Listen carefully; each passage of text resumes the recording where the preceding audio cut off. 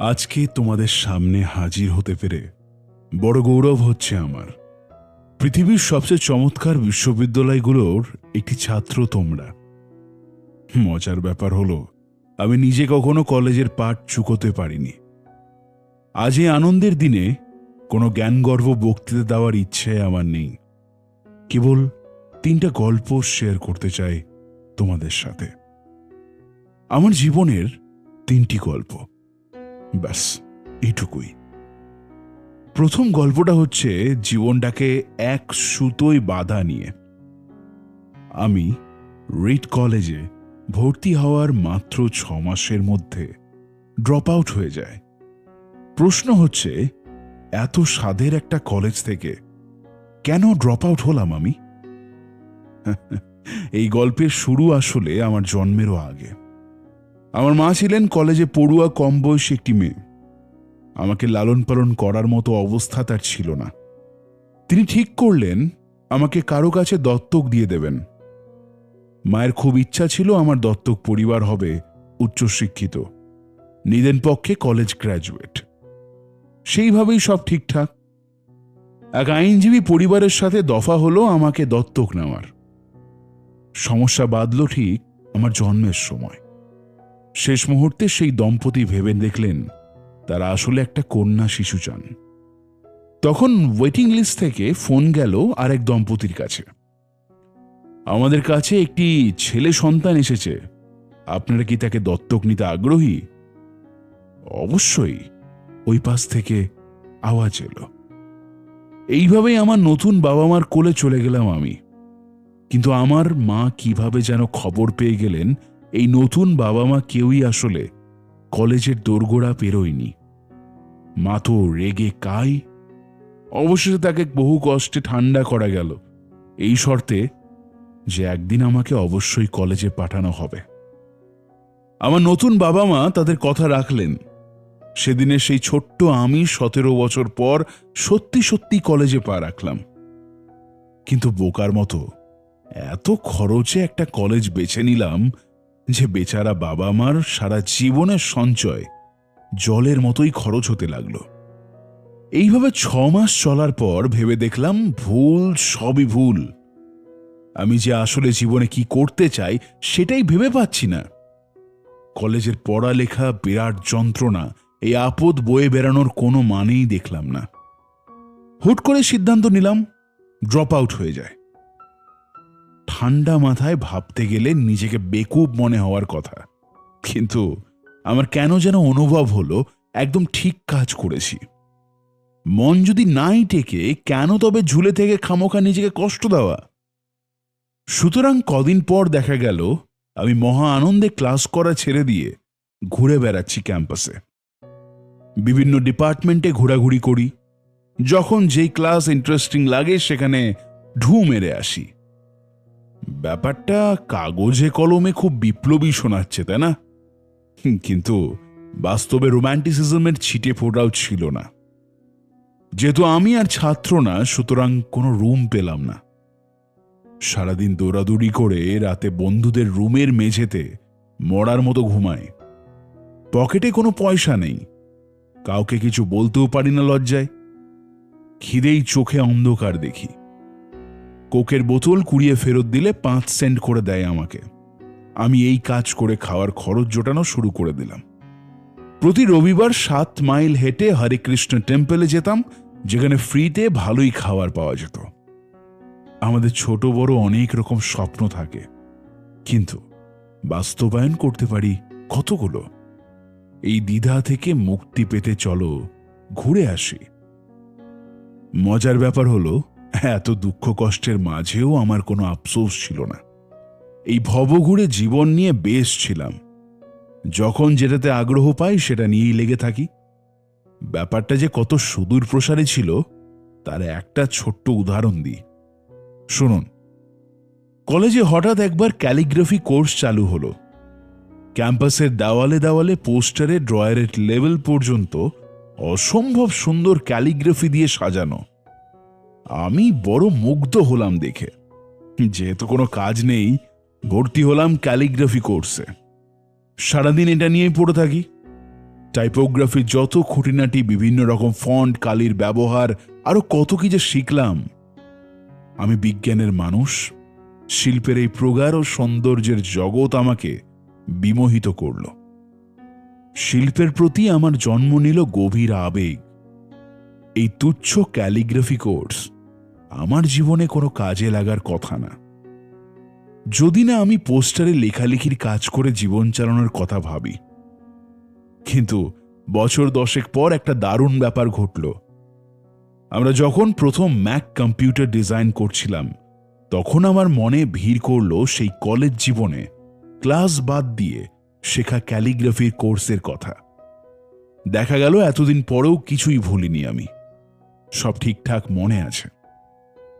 আমার পরম মমতায় ম্যাক কম্পিউটারকে সাজালাম অসম্ভব সুন্দর সব টাইপোগ্রাফি দিয়ে। একবার ভেবে দেখুন তো, আমি যদি সেদিন ড্রপ আউট হয়ে এই ক্যালিগ্রাফি না শিখতাম, তাহলে ম্যাক কম্পিউটারে আগের খটোমটো ডিজাইনই থেকে যেত। আর উইন্ডোজও যেহেতু আমাদের ডিজাইন চোখ বুজে মেরে দিয়েছে, সুতরাং বলাই যায় সেদিনের সেই পাগলামিটা না করলে আজ পৃথিবীর কোথাও কম্পিউটারে এমন মন জুড়ানো টাইপোগ্রাফি হয়তো থাকতই না। আমি যখন ক্যালিগ্রাফি শিখলাম, তখন কি আদেও জানতাম আমার এই জ্ঞান একদিন পৃথিবী বদলে দেবে? এটাই হচ্ছে জীবনের আনন্দ। তুমি যখন কিছু শেখো, নতুন কিছু করো, ক্লাসের পড়ালেখার বাইরেও বিভিন্ন কাজে অংশ নাও, মনে হতে পারে এসব করে কি হবে, কিন্তু 10 বছর পর যখন স্মৃতির পাতা উল্টোবে, তখন দেখবে এই টুকরো টুকরো পরিশ্রমগুলোর কি সুন্দর এক সুতোয় বাঁধুনি হয়েছে তোমার জীবনে। সুতরাং তুমি যাই কিছু করো না কেন, বিশ্বাস রেখো সব সময় নিজের ওপর। একদিন তারাই তারাই রটিয়ে দেবে তোমার গল্প। এই অসম্ভব দৃঢ় বিশ্বাসটাই দেখবে বদলে দেবে জীবন চিরদিনের মতো।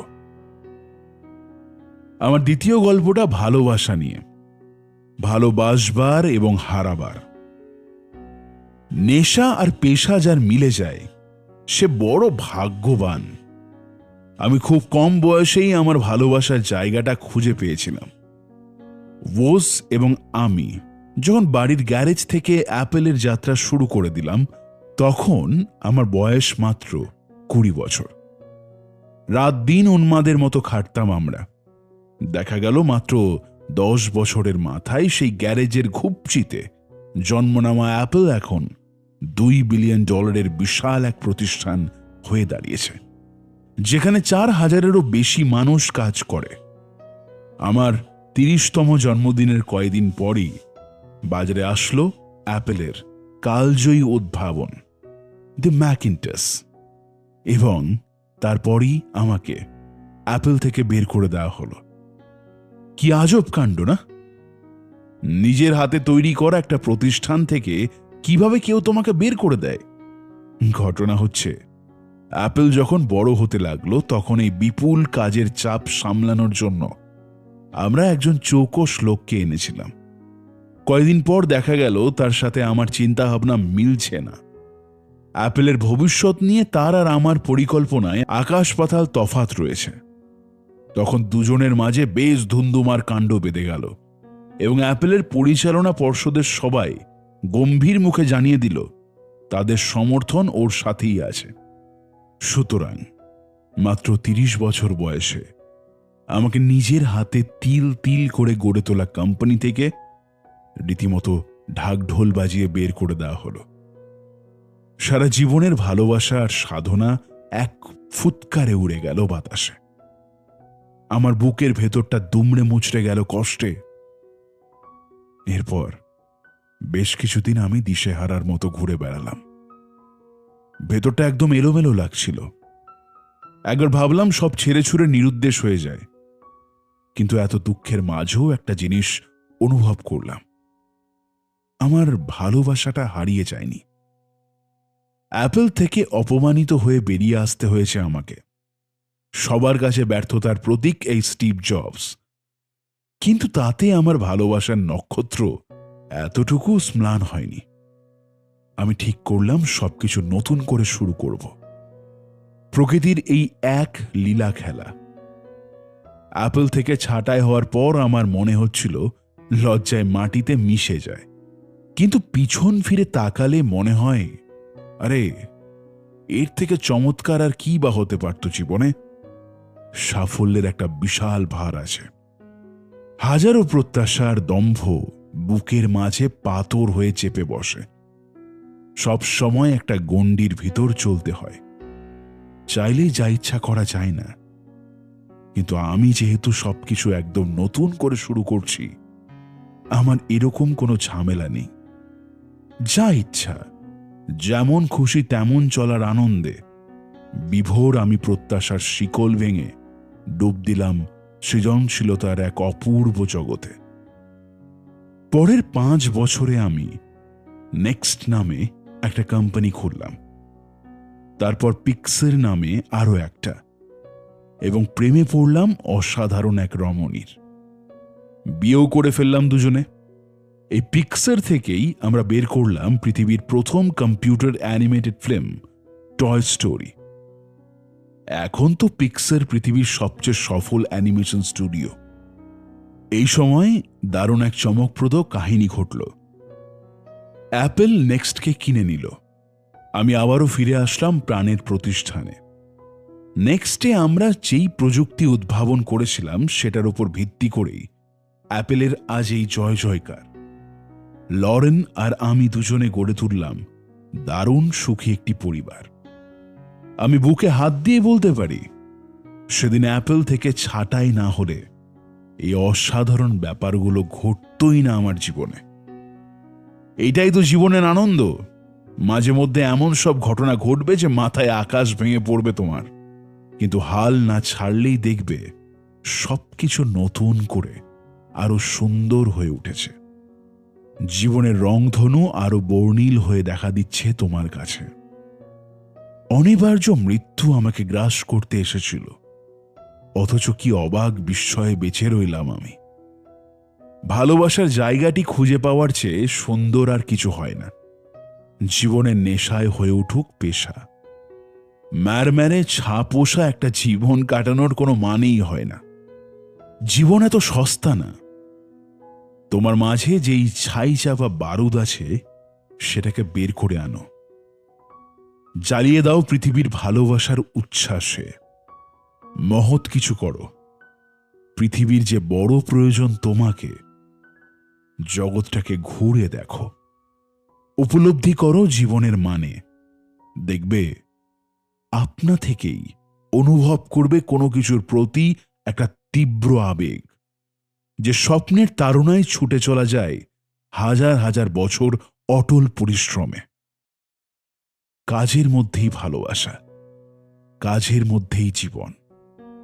জীবন মৃত্যুর মতো বেঁচে থাকার প্রশ্নই ওঠে না। তোমার ভালোবাসার নক্ষত্রটি খুঁজে বের করো। হাল ছেড়ো না, কখনো না। আমার তৃতীয় গল্পটা মৃত্যু নিয়ে। আমার বয়স যখন 17, তখন কোথায় যেন পড়েছিলাম, যদি প্রত্যেক দিন এমনভাবে কাটাও যেন আজই তোমার জীবনের শেষ দিন, একদিন না একদিন ব্যাপারটা সত্যি হবেই। এই উক্তিটি আমাকে গভীরভাবে অভিভূত করল। আমি বিগত 33 বছর প্রতিদিন সকালে আয়নার দিকে তাকিয়ে নিজেকে বলি, তুমি আজ যা যা করবে প্ল্যান করেছ, আজ যদি তোমার জীবনের শেষ দিন হতো তবুও কি তাই করতে? যদি দেখি যে বেশ কয়েকদিন হয়ে যাচ্ছে আমি উত্তরে নিজেকে হ্যাঁ বলতে পারছি না, বুঝতাম একটা কিছু পরিবর্তন করা দরকার শীঘ্রই। মরে তো একদিন যাবই, এই কথাটা মাথায় থাকলে জীবনের কঠিন সিদ্ধান্তগুলো নেওয়াও একদম জলের মতো সহজ হয়ে যায়। জীবনটাকে আসলে আমরা অনেক জটিল করে তুলি। মৃত্যু তো একদিন আসবেই। চারপাশের মানুষের প্রত্যাশা, গর্ব, হেরে যাওয়ার ভয়, এই জঞ্জালগুলো আমাদের মাথায় বোঝা হয়ে চেপে বসে। অথচ এগুলো কত তুচ্ছ এক একটা বিষয়। 100 বছর পর কেউ মনে রাখবে না তুমি ক্লাস 9-এ একটা পরীক্ষায় খারাপ করেছিলে। মৃত্যু আছে বলেই জীবনটাকে আমি অনেক সহজভাবে নিতে পারি। পৃথিবীতে এসেছিলাম একদম নগ্ন হয়ে, ফিরেও যেতে হবে তেমনি খালি হাতে। হারানোর কিছু নেই আমাদের, তাহলে কেন খামোখা মানুষের প্রত্যাশার চাপ বয়ে বেড়ানো? তোমার হৃদয় যা বলে, মন যা চায়, সেটাই তো সবচেয়ে গুরুত্বপূর্ণ। বছরখানেক আগে আমার ক্যান্সার ধরা পড়ল। ডাক্তার থমথমে মুখে জানালেন আমার ক্যান্সারটা সেরে যাবার সম্ভাবনা খুব কম। মাস 6 বেঁচে থাকতে পারলে সেটাই হবে পরম পাওয়া। স্ক্যানে দেখা গেল আমার প্যানক্রিয়াসে একটা টিউমার ধরা পড়েছে। প্যানক্রিয়াস কি জিনিস সেটাই আমি জানি না। ডাক্তার বললেন বাড়ি গিয়ে বিশ্রাম নিতে, পরিবারের সাথে সময় কাটাতে, সবকিছু গোছগাছ করে নিতে। আমি বুঝলাম বিদায়ের ঘণ্টা বেজে গেছে। আমার বাচ্চাগুলো কি সুন্দর প্রাণবন্ত, ওদের হাসি দেখলেই মন জুড়িয়ে যায়। তাদেরকে আমি কিভাবে বলবো বাবা কিন্তু আর বেশি দিন নেই তোমাদের কোলে নিতে? আমার বুকটা ভেঙে গেল। আমি সারাদিন ডায়াগনোসিসের কাজটাও হাতে নিয়ে বসে থাকলাম। সন্ধ্যায় আরেকটা বায়োপসি করানো হলো। আমার গলার ভেতর এন্ডোস্কোপ ঢুকিয়ে সেই টিউমারের কিছু কোষ নিলেন তারা। পরীক্ষা নিরীক্ষা শেষে যখন ফলাফলের পালা, আমার স্ত্রী দেখলেন ডাক্তারের চোখ অশ্রুসিক্ত। তিনি ঢুক করে উঠে জানালেন আমি অসম্ভব সৌভাগ্যবান একজন মানুষ। আমার ক্যান্সারটা খুব বিরল পর্যায়ের, যেটা অস্ত্রোপচার করে সরানো সম্ভব। আমি সেই অস্ত্রোপচারটা করালাম এবং আমি এখন একদম সুস্থ একজন মানুষ। মৃত্যুকে এত কাছ থেকে আমি আর কখনো দেখিনি। অনিবার্য মৃত্যু আমাকে গ্রাস করতে এসেছিল, অথচ কি অবাক বিস্ময়ে বেঁচে রইলাম আমি। এই অভিজ্ঞতার পর মৃত্যু নিয়ে আমার এক গভীর উপলব্ধি হলো, মরতে চায় না কেউ এই সুন্দর ভুবনে। যে মানুষটা স্বর্গে যাবার স্বপ্নে বিভোর, সেও কিন্তু মারা যেতে চায় না এত তাড়াতাড়ি। তবুও মৃত্যু আমাদের সবার শেষ গন্তব্য। আমার মনে হয় কি, প্রকৃতির সবচেয়ে চমৎকার উদ্ভাবন এই মৃত্যু। প্রকৃতি একঘেয়েমি পছন্দ করে না, সেই পুরনোদের সরিয়ে দেয় নতুনের আবাহনে। আজ পৃথিবী তোমাদের সামনে, প্রাণচঞ্চল্যে ভরপুর উজ্জ্বল ভবিষ্যৎ। কিন্তু দেখতে দেখতে একদিন তুমিও বুড়ো হবে, প্রকৃতি মুছে দেবে তোমাদের কোলাহল। ব্যাপারটা যদিও খুব নাটকীয় শোনাচ্ছে, কিন্তু এটা যে বাস্তবতা। আমাদের জীবনটা কত ছোট, কত মূল্যবান। সারা পৃথিবী ঘেটে তোমার মতো ঠিক আরেকটা তুমি কোথাও পাওয়া যাবে না। এই জীবনটা অন্যদের মতো হতে গিয়ে নষ্ট করবে, না লোকে কি বলল কি ভাবলো সেটা নিয়ে ভাবার কোনো মানে হয়?